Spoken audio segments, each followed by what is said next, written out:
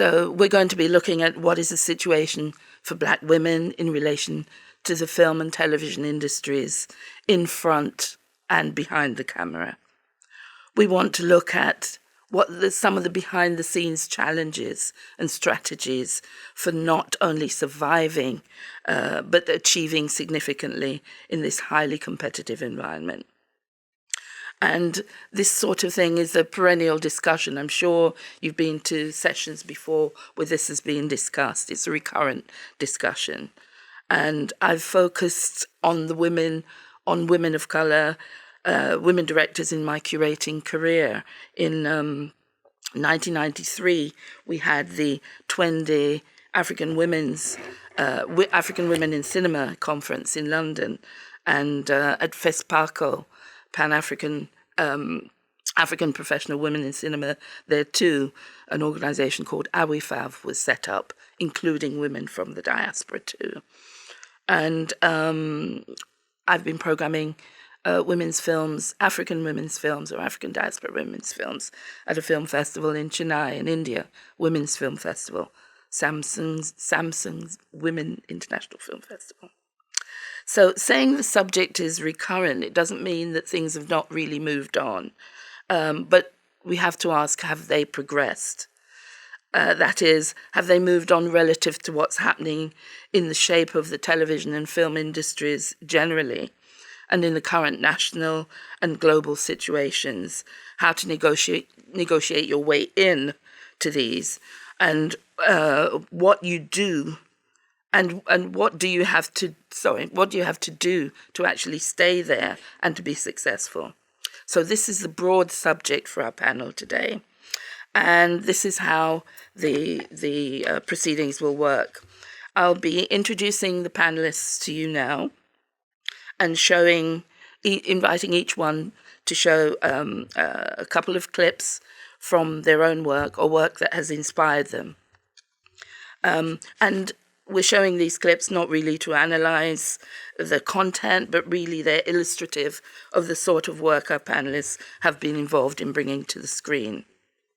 And then the panel will be addressing 6 broad questions, if we have time to cover them all, and I think we should. We'll be looking at the difference of working in film and television sectors, the challenges of working in and with dependent on funding from major white institutions, for want of a better expression, the creative choices to deal with the plurality of Black communities, working with and across territories, and the potential of international audiences. Synergies, what we can learn from each other, UK, Canada, North America, Africa. And finally, some solutions and strategies for working successfully in the industries. And then we'll open out to a Q&A with you, the audience. So, without further ado, I'd like to introduce the first panelist.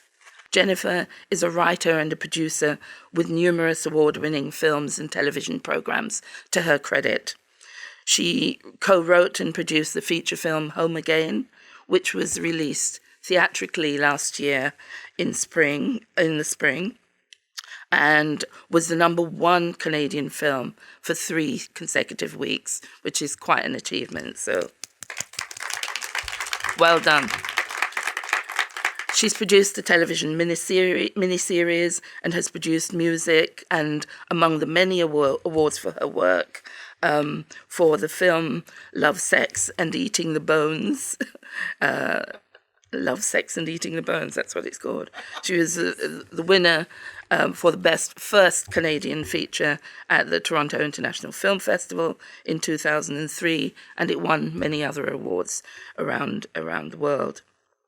Home Again is the winner of the Pan-African Film and Arts Festival in 2013, and it was in the official selection of the 2012 Toronto International Film Festival. She's currently developing 2 new comedy features, and she's a writer and producer of Shoot the Messenger, the TV series in development with CBC, and the writer and producer of Operation Red Dog, a feature film in development with Telefilm, and the producer of Colorblind. The producer of Colorblind, which is also in development with Telefilm. I think that's right. Yes. So come and tell us about your clips, and we'll take it from there.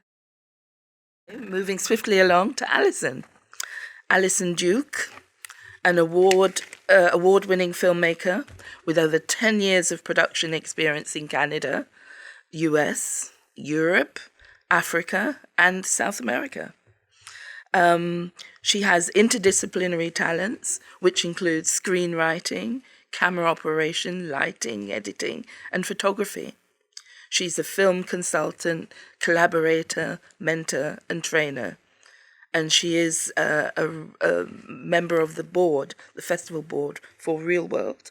It is Real World. Sorry. Inside Out Film Festival. Essentially, she's an independent filmmaker renowned for bringing an electric energy to Canadian cinema. Her background as a journalist for urban arts and entertainment magazines, such as At the Crossroads, The Sound, and The Metro Word, steered her into directing music videos, which eventually led her to producing and directing documentaries for television. She has a decade of award-winning social justice documentary films that have been shown in major festivals internationally. They include Raising Cain, Garbage, The Revolution Starts at Home, The Women I Have Become, The Batty Boys' Revenge, and Positive Women Exposing Justice. Alison, please come and share with us your clips. Thank you. Now we'll move on to our third panelist, Kimberly Huie. Kimberly is Jamaican-born. In fact, we have quite a Jamaican presence on the panel. Nadine is of Jamaican background, and so is Jennifer. So, there's a big jar presence on the panel today. Well, Kimberly is Jamaican-born and raised in Canada, and she's now been splitting her time between Toronto and New York after working for more than 15 years in Los Angeles. She'll be a familiar face because she's performed a wide range of roles in independent films, and she's also appeared in cult classics like Wishmaster 4 and blockbusters like Deep Impact. On television, Kimberly is known for her role as Roxy on G-Spot and her recurring roles on Beautiful People, Philly, Andromeda, Leaving LA, Pensacola, Wings of Gold. Some of Kimberly's memorable guest starring appearances include Rookie Blue, Alphas, Grey's Anatomy, CSI Miami, The Guardian, NYPD Blue. Well, you've seen her a lot on TV, and so we're very glad that she's here with us today. As competition for a very limited number of roles increased with movie stars branching into TV, Kimberly began experimenting with her own improv skills to create her own series, her own stories and content. And so in 2013, she wrote, directed, and starred in a short piece of her own creation, which we don't have here today, but watch this space because she's coming as a producer. Kimberly is the obviously the only one of our panelists today who is an actor, and we're very glad to have this dimension in the discussion today. So come and join us, please, Kimberly. Thank you. Great, thank you very much, Kimberly. Moving swiftly along to our fourth panelist, somebody that I've known for many years, most of my curating career. She's also been within the industry and is very well respected and highly regarded in the UK, and that is Nadine Marsh-Edwards. Nadine is the founding director of Greenacre Films, who are in a strategic partnership with Wall to Wall Media, Shed Media, and ultimately Shed Media, as you may know, is owned by Warner Brothers. Greenacre currently have a number of drama projects in development with various financiers, including HBO, the BBC, and the BFI. Previously, Nadine was at Leopard Films, where she executive produced The Grey Man and co-developed An Englishman in New York. Before that, she spent several years at BBC Scotland, where she oversaw the development and production of over 40 hours of primetime drama, including Sea of Souls, 2,000 Acres of Sky, and Tinseltown. Nadine has also worked in South Africa, where she co-produced the feature film Hijack Stories, and she executive produced the South African series of Short and Curlies for Channel 4 television. Prior to joining the BBC, Nadine produced the feature films Baji on the Beach by Gurinder Chadha, who you would have seen a lot of her films as well, Bend It Like Beckham and others that followed. But Baji on the Beach was her first film. And Young Soul Rebels by Isaac Julian, as well as numerous award-winning short films. So Nadine has also got quite a lot to offer, and we're very glad that she was able to come for this panel. So Nadine, would you like to tell us about what we're gonna see? We'll start straight away with our question areas, and the first thing that we are going to discuss, and as you can see, most of the women here have worked within film and television, and very often we speak about film and TV in the same breath, as if the experience is the same. And of course, it isn't always the same. And so I'm asking the panelists what they feel is a difference for them in terms of how they work, working in the two sectors, and in terms of what you see as opportunities for women and for Black people relatively between these two sectors. Is it easier in television? Or is film easier because you have more of an independent approach that you can bring to it? And also, what are some of the relative freedoms or pressures? Is there a pressure on content, on genres, on styles when you're working more with television, or both? And when you're freelancing within either of the industries, how do you find that experience? And maybe we could start with Alison. I was hoping that you would just let whoever wants to speak first jump in. All right, but anyways. Well, yes, whoever. It's a big question. It's a big question. I was trying to ruminate, but I can get it going maybe. But yeah, whatever section. We'll try. Well, I definitely see both sides, have seen both sides of, the film and television sort of like conundrum. I was a producer at Chum Television for a documentary series, and in that space, it's all about deadlines. It's about like don't think, act. It's a lot of more like high pressure. Meeting deadlines, and you. I think creative sometimes goes secondary to you have to get a product on television at a certain time. You have a certain cutoff, and you have to produce a half-an-hour show every week. And I was on a series that we produced 40 shows per year. So from that point of view, I kind of liked it. I liked having that challenge, and it really gets you, honing your skills as a producer and problem solving. But I didn't like the fact that, especially with the documentary series, that you couldn't. I wanted to be more creative. I wanted to take time with the material, and so that was actually a challenge for me. And so now I work mostly in making films and film-like products because the landscape has changed. When you talk about film, it means different things to me now. So, yeah, I don't know if anybody had similar experiences with, the pressures of television versus sort of working in film and being able to develop a project longer. Have more freedom over it in terms of who your characters are, what what you're trying to say about them. I mean, Yeah. what agendas you're working With. Yeah, well, I own my own production company, and so the two clips you saw, one was a feature film and one was a television miniseries, and so I oscillate between the two all the time. What I found with, for example, Home Again was a very personal story. It came about because I had a friend who had been deported to Jamaica. So I came to Canada when I was 4 years old, and I met this young man in grade 3. And in his 20s, he was deported, and he was murdered 2 years later. And I very much wanted to tell the story. So film was for me the only medium in which to tell a story like this. I mean, it's a story that features three black people as the lead, in a place with a foreign language, essentially.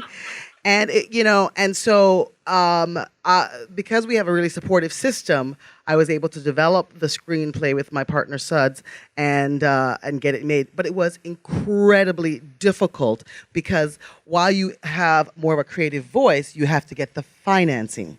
And if you know anything about feature films, is that international sales is now an important part of your financing scenario.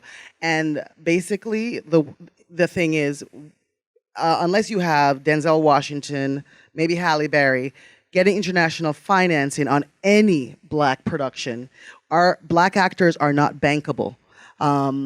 That's basically it. So that's one of the biggest challenges. So you have more freedom, but you also have the challenge of finding the financing.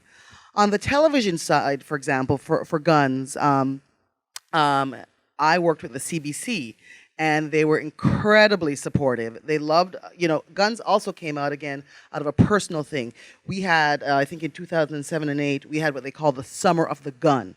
And for me and Suds, my partner, we looked around and we were like, what has changed in the Toronto that we grew up in, whereby there was all this gun shooting, because it never happened before. It just wasn't something that we were used to. It seemed like an American problem. So that question started us researching, and then we thought, we realized guns were coming in from the US.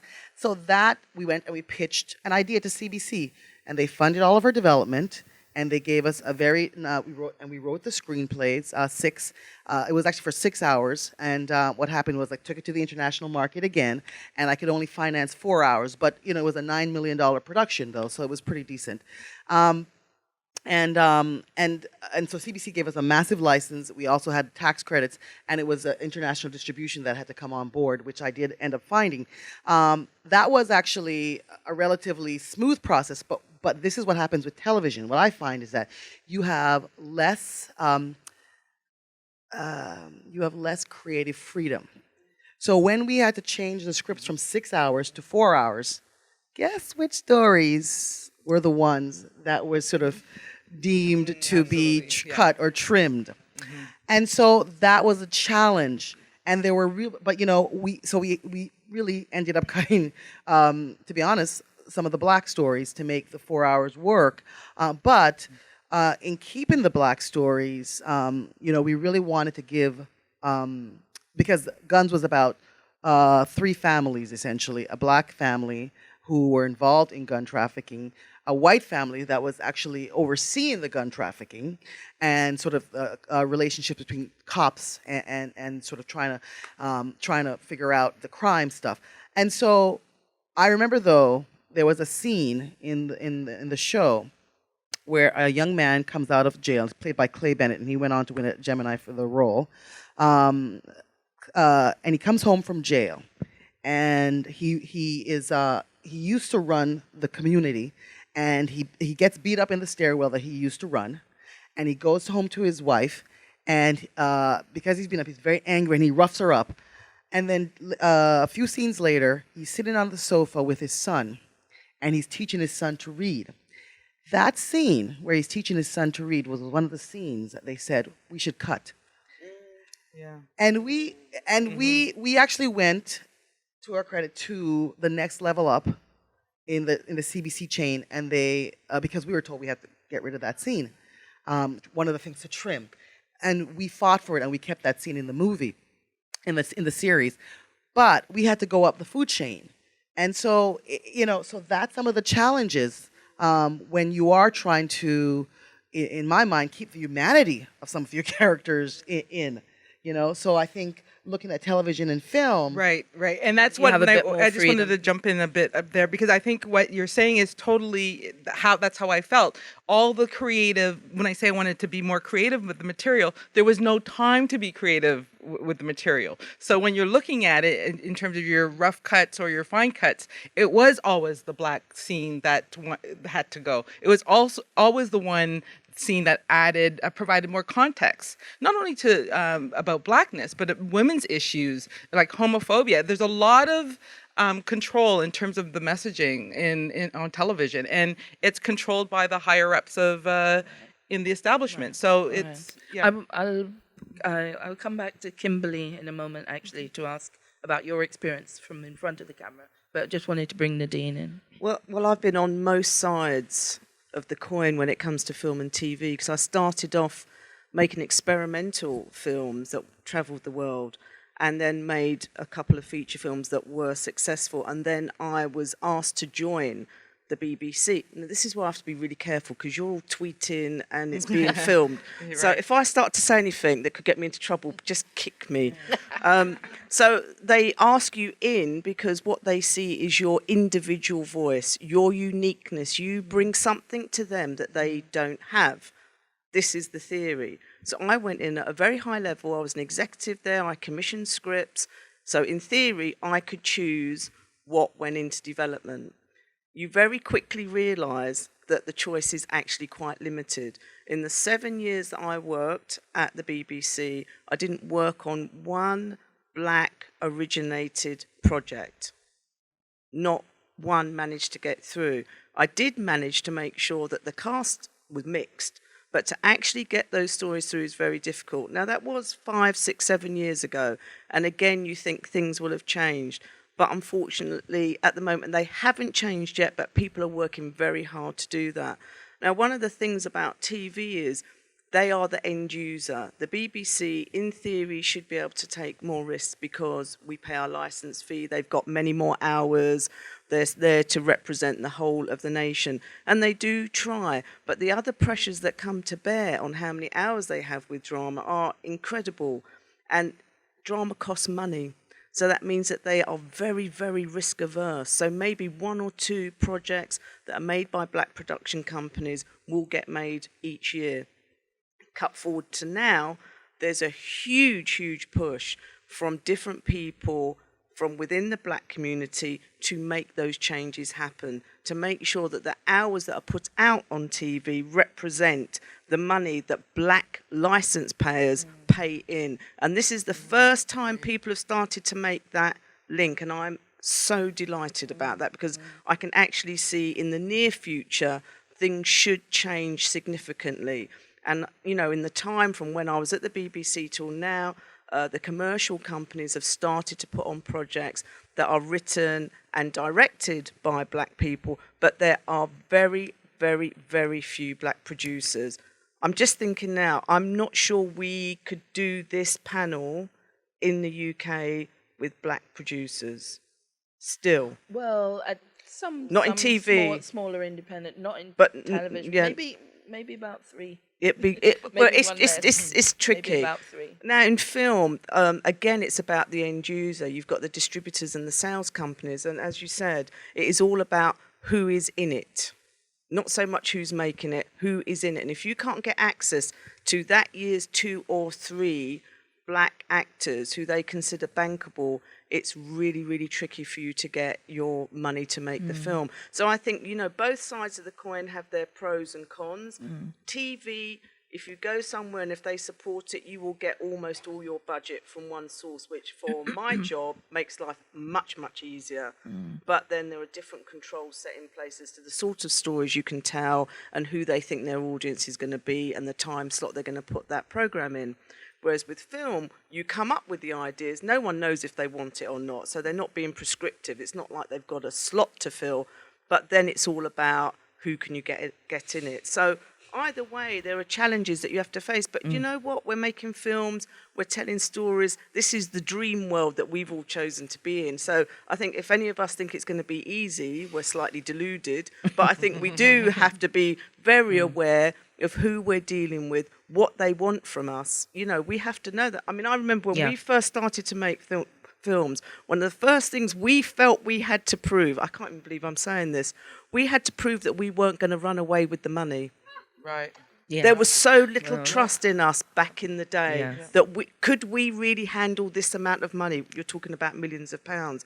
So for me, my aim was always, you come in on time, on budget. You do not go a penny over. You do not mess up. You give them exactly what they wanted and what you told them they would get. Things have moved on slightly from there, I'm very happy to say. But you still have to bear that in mind, of course. Yeah.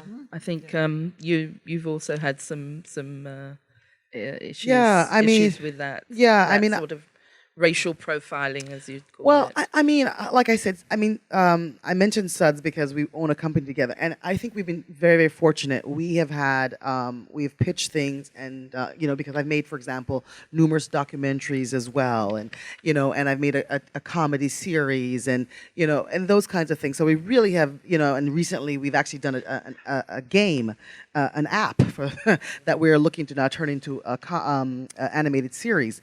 So we've been tremendously lucky and very hardworking, but I still find that, I liken it to racial profiling, in that I'm very, very careful with money. We have never been over budget on anything. Yet, because of how we get our funding, it's through tax credits and things like that. I find that my company gets audited like it's unbelievable. I think in all the productions we've done that involves tax credit, every single one of them have been audited. And it's supposed to be something like, a tenth or something like that of your productions. Every single one. And in fact, I was making a joke that one of our bigger productions wasn't audited by the CRA, but then Telefilm audited our production, which almost never happens. And so I say to myself, what is it that they're looking for? I mean, what do they think, And actually, because of an audit situation, we are now involved in a question around the Canadian content of my last film with a Canadian-born director, lead actors who are Canadian, producer Canadian, writer Canadian, and all of those things. And we're in a question about the Canadian content of this film. So we seem to, and my lawyer says, how is this possible that you keep being the production that gets looked at in a certain way? And so I actually have likened it to being racially profiled. There's actually a term for that, and it's called redlining. And redlining is when Black people go into institutions like banks and whatnot, and they get turned down because they're Black. Or if they go, there's studies, recent studies, and I'm not telling you anything that's not out there. There was a study that Black people, Black couples were going to buy cars at various dealerships. And I think it was a huge study with 1,000 couples. And they found that when Black people would go in, that they were always given the sticker price or higher. And when white couples went in and other racial minorities, you could totally see the difference in how they were treated and what they were given. So this is a part of the larger landscape in terms of oppression and marginalizing people, and how to kind of keep people in their place, hardworking people in their place, and and frustrate you. You and Suds do an incredible amount of work, and I believe that I do a lot of work in different ways. But when you're working with the institutions that are paying the money or giving you funds, it's you always have to start from ground zero when you're starting a new project, and it's tiring. And that's why I kind of try to balance both worlds, in terms of working with nonprofits, and because I can't take that. Right. it's I'd too like frustrating. to bring Kimberly in because Yeah. you're looking Yeah, at sorry. looking at Going this on. from another Sorry. from a different position within the industry, or both industries, in fact. And also, I mean, to what extent do you get an opportunity to make your voice heard, or at least have your say within the work that you do in both industries? Well, I would say my experience to date is that in television, very much like what Alison was saying, there's a schedule and there is a very specific small amount of time allotted to the actors. Now, it's different if you are a series regular, so you can have a bigger voice and be more involved in shaping the character. And I have been lucky enough to have that experience, but I've also had the experience where I'm the guest star, I'm just hired for the episode, you come in, your opinion is not really something that's sought out or matters. It just show up, know your lines, hit your marks, do what you did in the audition. That's basically all they're interested in. And in film, if you are lucky enough to have a collaborative director, somebody that has that spirit, then you can also have that other experience, which some smaller films that I've worked on, I've had. When I worked on Deep Impact, that was a massive, massive film where I was one of many, many small players, and there wasn't time to confer and do a lot of soul searching and discuss the depiction of this character and how she represents a certain blackness, and there's just none of that. Just But turn you up. you now have an ambition to make films yourself, and is that something that you're then that's why you've moved to that position? That you Absolutely.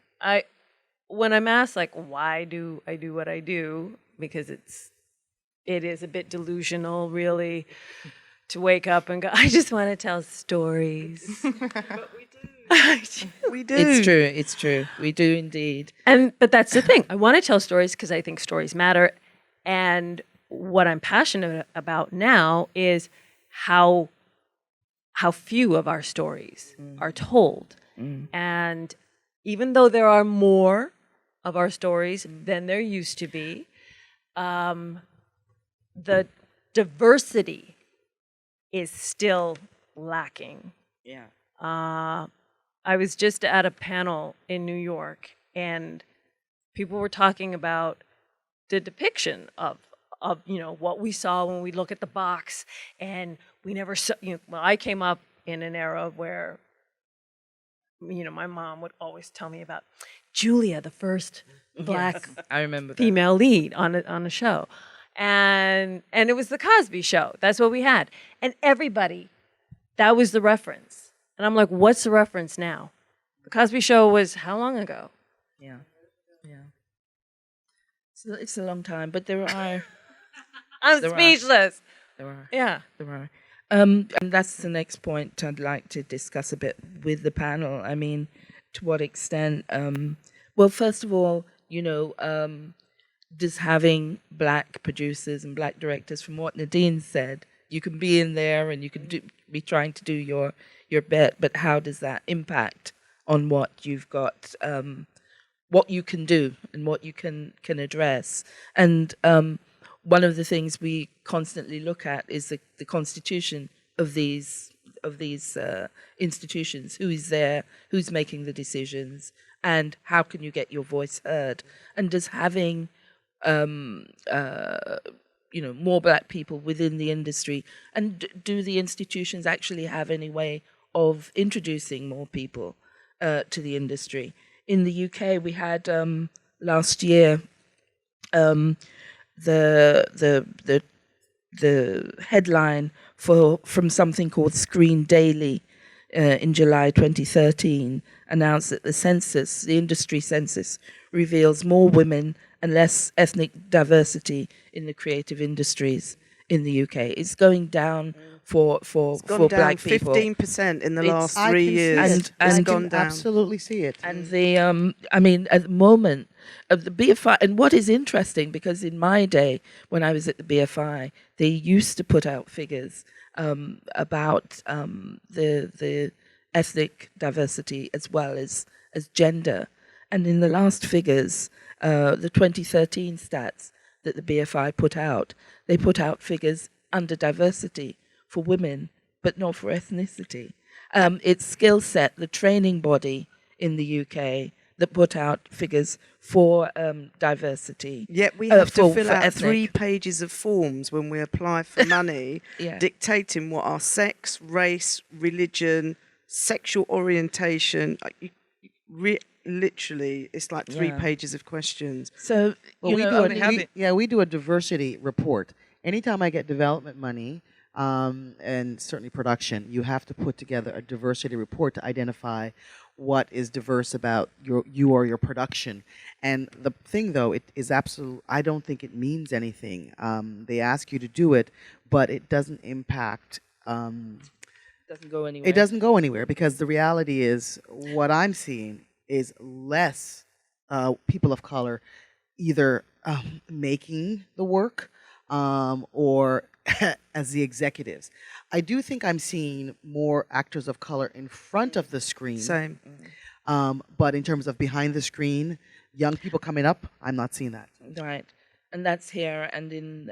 But I mean, you do get the big names like Shonda Rhimes, of course. There's always And, going to be some people There's who always going to break be a through. few that are in those industries. But the thing that strikes me is that even at that level, even at those levels, they have issues that they have to face. I mean, what was the young lady, Sophia Stewart, who wrote the screenplay for What Was the Matrix, and had, I think that's the lady that took the studio to court and won her case, I believe.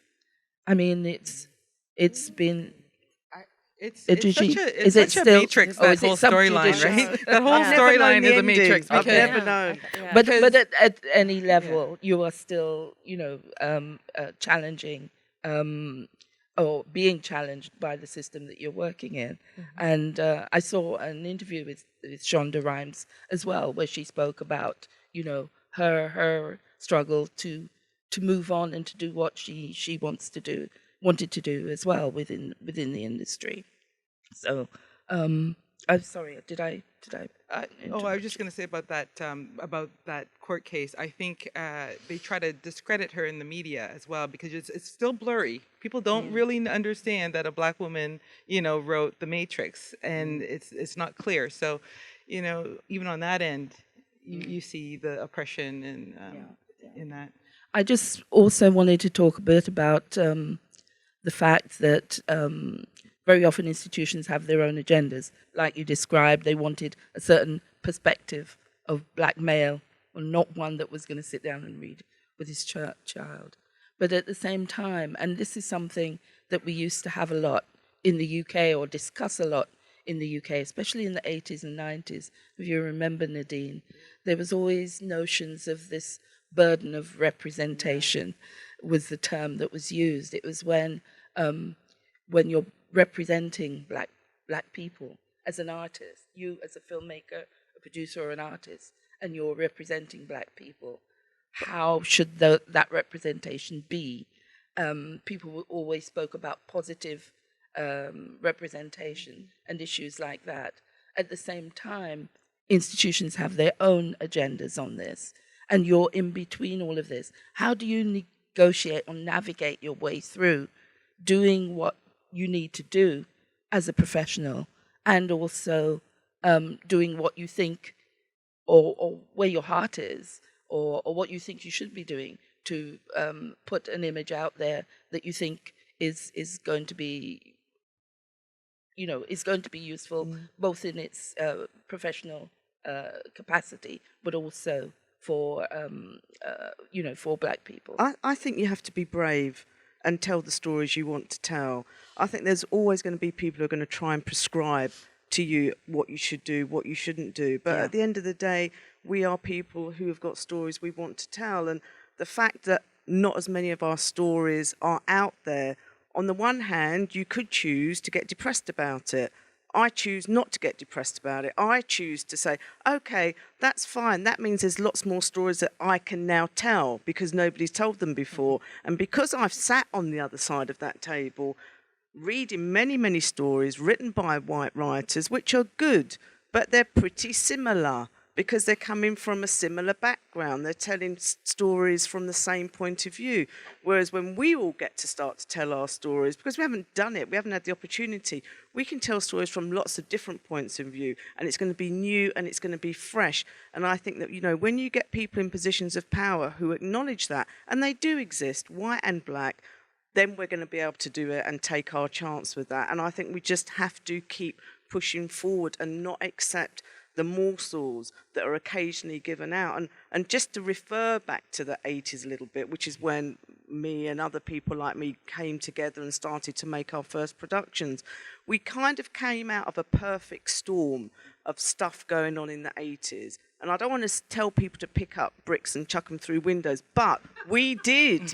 We did come after the riots in England. And we were also the first group of black people kind of in a greater number who had come out of university. So we could speak in the language to the commissioners that they understood. It wasn't one person, it wasn't two people, it was 10, 20, 30 people who chose to put their differences to one side and band together and make demands. Yeah. And then, unfortunately, we had Maggie Thatcher, who kind of tried to kill that spirit of being collectives and working together.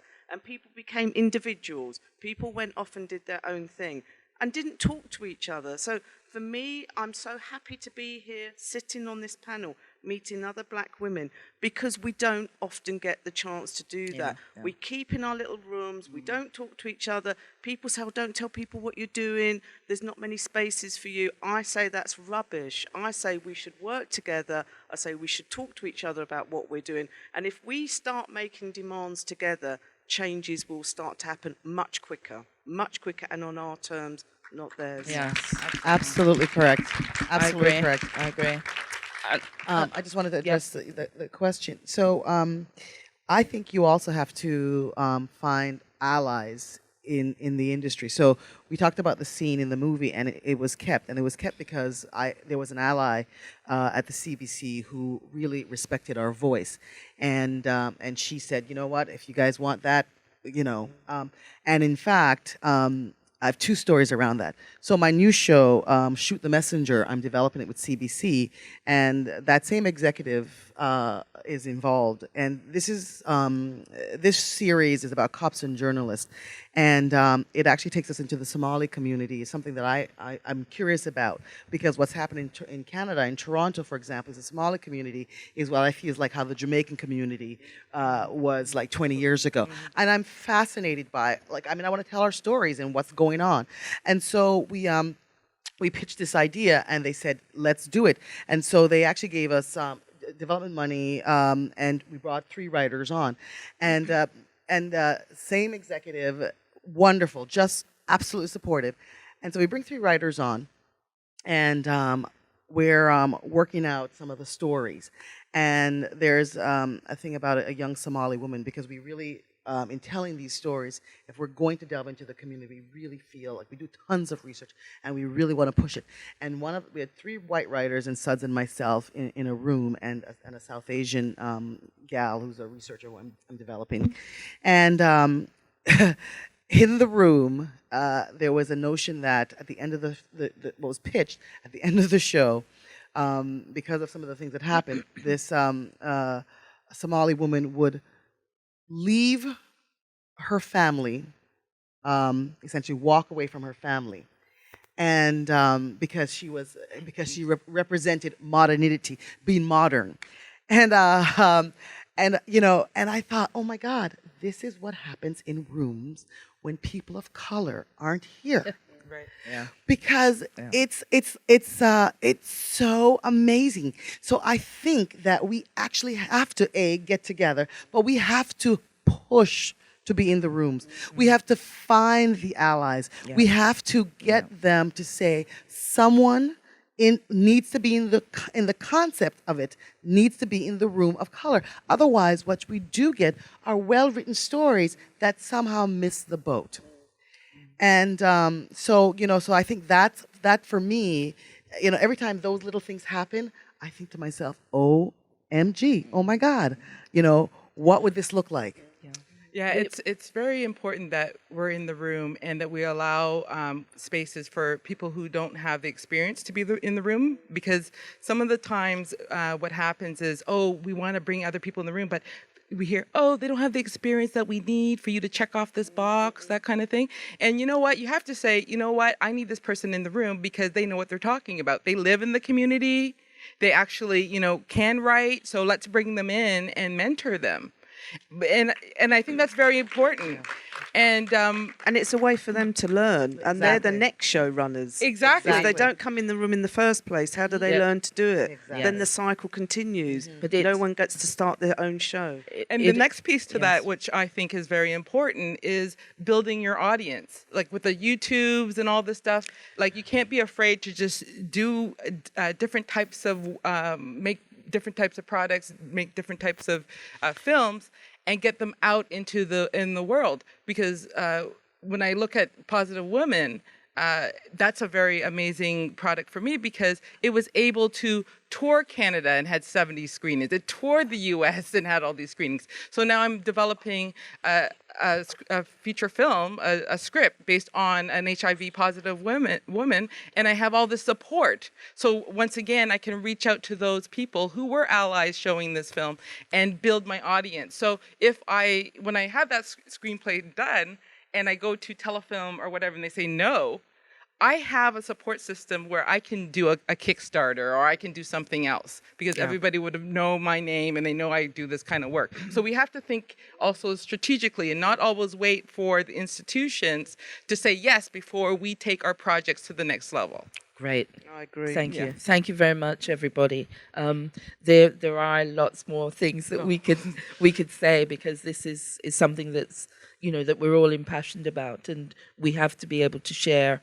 And one of the things that's coming out that there are synergies in between the situations we find ourselves in and some of the solutions. And maybe just a very, very quick word from each of you on what would you say is, perhaps if you had to choose one thing, what would be the one most important thing that you could share with people in the audience who might be thinking to come within the industry?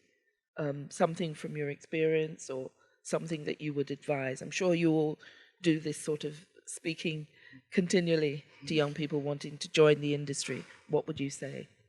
I have a list of 4, but I'll give you one. One, very quick, just so that we can open up. I always have this list of 4. But one of the things is we talked about allies. And there's, we wouldn't be here if there wasn't people out there who believed in us. So there are people who think like us, disregardless of what you're talking about, what your issues are. There's people who out there that will believe in it. So find those people. Do your work. As much work you put into your getting your talents together and your skills, find those people to support your work. Who would like to go next? Yeah. Okay. I was going to say, mentoring is basically what you were saying. Yeah, squeezing all of them in there. No, that's okay. It's okay. That's why you got in first. I'll layer on top of that. Asking the questions. You never know where the answers are coming from. So cast the net wide. Go out, network, speak to people. It doesn't, just because you're interested in writing doesn't mean that all of your answers are going to come from fellow writers, or if you want to produce, that you have to only find a producer to mentor you. Just get all the information from all of the sources. How shall I go? I say be brave and be bold and do your research. I can't tell you how many aspiring writers and directors I've had come to see me, and I will always see people, even if I'm really busy, I will always see them because you never know. But unfortunately, sometimes they come in and say, I don't really watch TV. but they want to pitch me an idea. So please don't do that. Make sure you know that the work of the person that you're going to see, you're already ahead then. That's it. Be brave, be bold, go forward. Right. I think that the Allies is huge. Because at the end of the day, there are only certain people who are greenlighting stuff. And how I got into this industry, I did not go to film school. And being brave and bold, I would figure out who was doing stuff, like, who was an executive that had a talk somewhere that maybe 5 people would show up. And I would show up there. And I would say, hey, I'm Jen Holeness, and I'm trying to make this thing. And I did that everywhere. And as a result of that, I developed relationships with people. And you never know. You just never know. Just go after it and just talk to people and get them to help you. Right. Well, I mean, that comes, really as one of the key things that I heard somebody else speaking about the other day. And, you have to be seen, you have to be bold, you have to have a presence, but you also have to be very strategic. That is really important, especially if you're going to work within an institution that is still having problems recognizing that you're of value. So that's making allies. We were at the band discussion yesterday about it was about technology. And, one of the people, one of the panelists really reminded us that we have to actually be in a position where we get to know your tribe, was the word that she used. You have to know and recognize where you are within that institution, what are the things that people do to move forward, and make a decision for yourself where you are in relation to that. Where are your boundaries? How far will you go to be part of that tribe, and how you can relate to it or not. But it is part of the environment that you sometimes have to negotiate when you're working within those institutions. So I know that we've gone on for quite a while, and we're very keen to bring a few people in with questions from the audience. We did have a couple here, but I'll first of all see if there's anybody with their hands up. If you have, I've just got 3 here, but if you have given one, you can still put your hand up. There's more cards. Right, okay. Oh, there's people with cards. Oh, okay. Well, at this stage, I think you should ask your question. I was just passed a mic. Okay. So, I have a million questions, of course. I just want to make one comment first, that I thought what June said was absolutely astounding, that under the diversity category were women only, rather than, and why women would be under diversity is inexplicable to me. But what Nadine said, and Jen, about filling in zillions of forms to produce all this data, which goes nowhere, nothing is being done with it, triggered for me a real question that I've been having lately, because there is tons of data being produced about women in the film and television industry all over the world now. All these audits have been done and published. And when it first started happening, I thought, wow, this is great, because now we finally got hard data. That means we've got something to stand on that's not just impressions, it's not just anecdotal, it's real hard data, and we're going to be able to change policy, make change, and so on. And 3 or 4 years down the line, I'm just beginning to wonder about that. And I wonder if anybody has any real hopes for hard data. Yeah, because the same data has been collected in the UK, and the last lot of data that I saw was 92.5% of directors in the UK are men, and I assume that the bulk of those will be white men. I was invited by them to a couple of discussions about what they were going to do with the data, and they've been really smart about it. They're going around to all the major TV companies showing the data, because a lot of the stuff is done in-house, for instance, at the BBC. They're also going to the big companies that do drama and documentaries and light entertainment, and they're showing them the data. And, you know, when you talk to people about this data, a lot of the time they're not going out of their way not to hire people, not to not hire women or to not hire black people. What they're doing is they hire people they know. And it's breaking that link. People that look like themselves. Yeah, people they know, and they tend to be people who look like themselves. So it's breaking that link. And as we've all said, when you're doing the productions, everything happens so fast. So to ask someone, can you make an extra 5 calls to not use the same person you use every single time? When you're on the ground doing that, it's quite a big ask, but someone has to ask. Someone has to put that point across and make sure it happens. So for me, when I fill in all these forms, I want to say, you keep your form, you fill it in at the end of it, and then let's see your production fee be cut, because you actually haven't done anything about it, because otherwise the forms mean nothing. You've got to do something with it. There has to be some lobbying, like some really strong lobbying here, because nothing happens when they collect this data. And I think they should do a reward system for women and women of color, like give that another point or two, that you must have a woman or a woman of color in key positions. Weighting it, like in people will debate creative that as positions. positive discrimination or whatever they want to call it. I actually think in Canada, I find that we don't have a problem with women in the industry. In fact, if you go to all the broadcasters, they're run. I mean, maybe the top dude is a dude, but you know, who you're pitching to are women mostly. So this is what's interesting to me. Same. Yeah. So that's very interesting to me. And I've noticed one of the big changes that's happened is that the shows are now about a lead woman, you know, and then but the characters of color are still day players for the most part. So that's what I actually find interesting. I actually thought that when women started to come in that we would see great improvements. But I actually think one of the reasons why they have women as diversity is because they are bringing in a number of women. It's just not women of color. Right. So that's because right now in Canada, there is one black female executive that I know of in all of Canada. That's Joan Jenkinson. Joan. And that is it.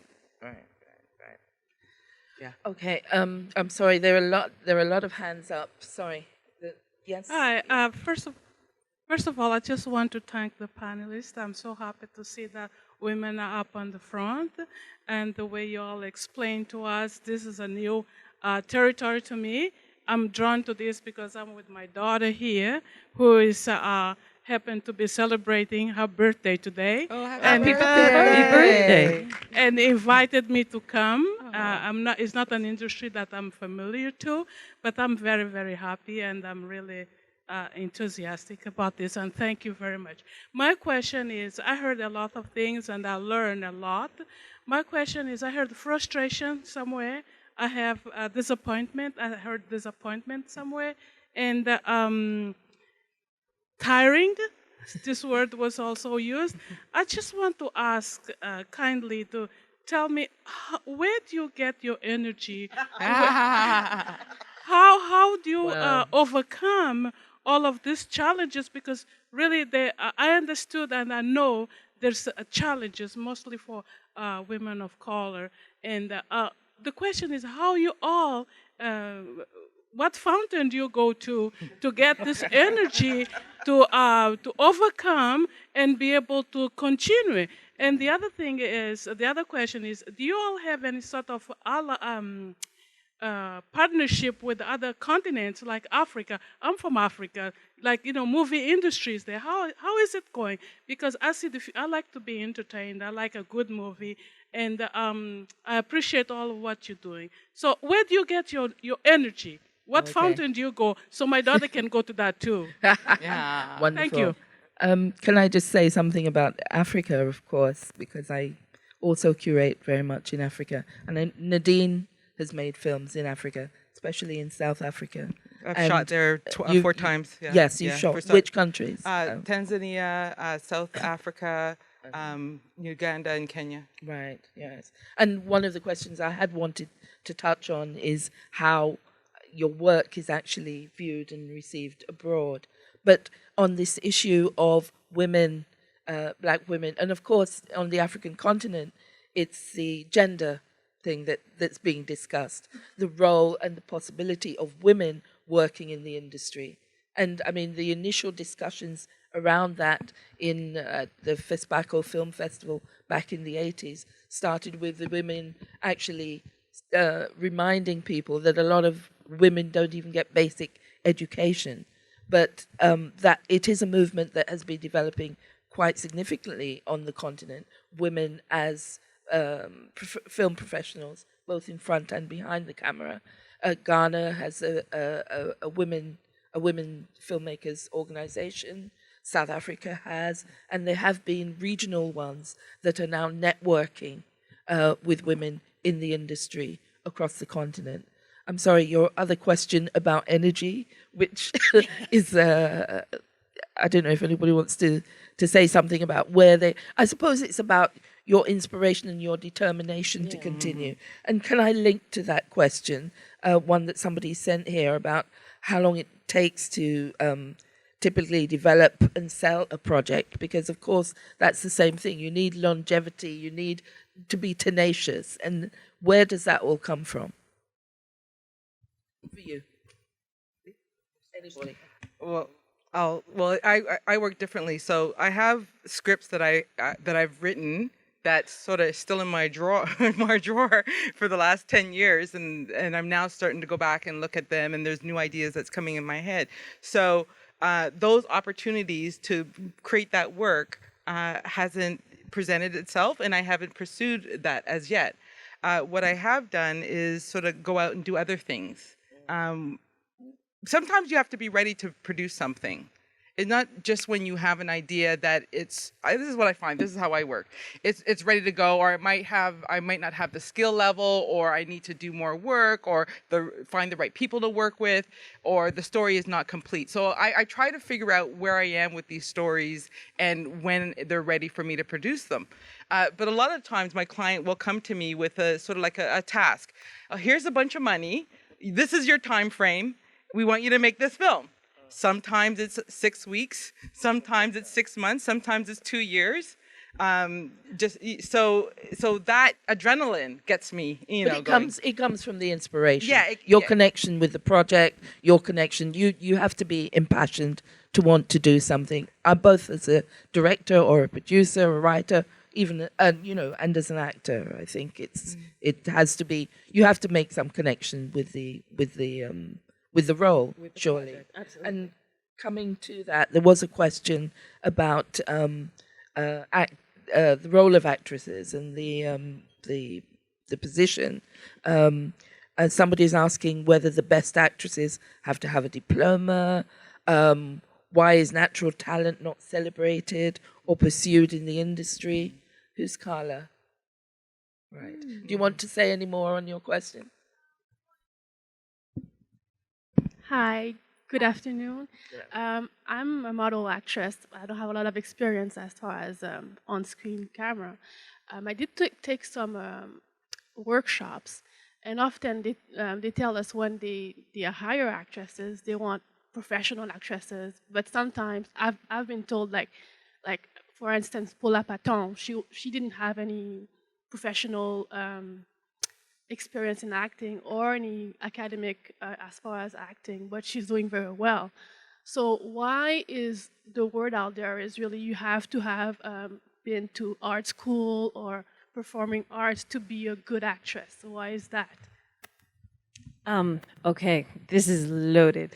And If you're going to give the short version. the short Right. version, my advice is arm yourself as best as you can. So study, do what you need to do to perfect your craft. Because Paula Patton's story, everybody has a story. And some of those they're just lucky. They're just, or whatever their story is. But if there is not going to be a deus ex machina moment for you, and you just have to go out and do the work. Then you have to do that. You have to take your classes, get the training, have a craft that you have that in your pocket to rely on. I would love to address this. Okay, so this is what you also need to do. The CFC, every year they do a bunch of productions, and they're looking for actors, and they're looking for actors to work for free. Go there, work for free. Theater, go there, audition for absolutely everything. Malcolm Gladwell, another Jamie, another Jamaican, he said you need 10,000 hours to perfect your craft. What you need is the natural talent of 10,000 hours. Do it. The problem, I think, sometimes is that we think if we arrive, we should get it. You have to show people by what you have. So go out there and work. And then no one can say anything because you'll come with it. Right. I'm sorry. We've only got one more question, I'm afraid. And has had her hand up longest. Sorry. Okay. My question is about young audiences. I know some of you on the panel. Hello. Also, I'm a teacher and I'm a writer as well. And I'm curious as to what opportunities exist for creating works of diversity for young audiences, young adults, teens, kids. You mean targeting work that targets them as audience? Yes. Work that targets them as audience. Yes, in film and television. Right. That's happening quite a lot in the UK at the moment, because we've got CBBC, we've got ITV channels. So on TV, I think there's quite a few opportunities. For films in England, for children and teenagers, it's difficult because we basically rely on American films to come over, and the amount of publicity they get for those, the money they spend, kind of overshadows a lot of the films that people try to make in the UK. I was at a conference a couple of weeks ago where this very question was brought up. Unfortunately, I didn't have any answers yet, but at least it's something that's on the table and people are thinking about. It is definitely a marketplace that there's a void here in Canada. There's definitely a marketplace. If someone, a young filmmaker, wanted to start making that work, I think you would be onto something. I really do, because there's definitely a void here with people of color making work for younger audiences. Yes. Yeah. But ultimately, you do have to actually sell it to a broadcaster, and that's actually the real challenge. And I actually think if you have a great idea, look at the companies that are doing animated or youth-oriented projects and pitch them, because what I found is that the shows will happen if you come with a producer that they trust. Mm-hmm. But I mean, as in other genres and other areas of television, particularly, young people are so frustrated and fed up. Young creators, so frustrated and fed up of the situation. They're making work and they're putting it on any platform that you can. And now you have the institutions that are very established going to those platforms to look for talent. So they are making the films, they're putting them out there, they're garnering interest, and when it reaches a certain level, people within the main institutions are, they have people out there. They employ people just doing that, trawling through as well. Yeah. And so it's true. It's really important as well to, for young people to be involved in making that programming and to take the opportunity to put their dreams out there and their stories out there, and that can also be a way in. And I think that more and more television, especially, is looking at linking young people making films to the audiences of the same age group that they're trying to target, and so that's something. But of course, on the question of color, it's still an issue. It's something that we're trying to. I think we have to. We've actually run out of time, and we're going to go to the back. We're going to go outside, and hopefully, if the panelists don't mind, you know, if there are one or two stray questions that we could still have a chat about outside. But first of all, I'd like to thank our panelists, because I think they've done a great job. I'm sorry.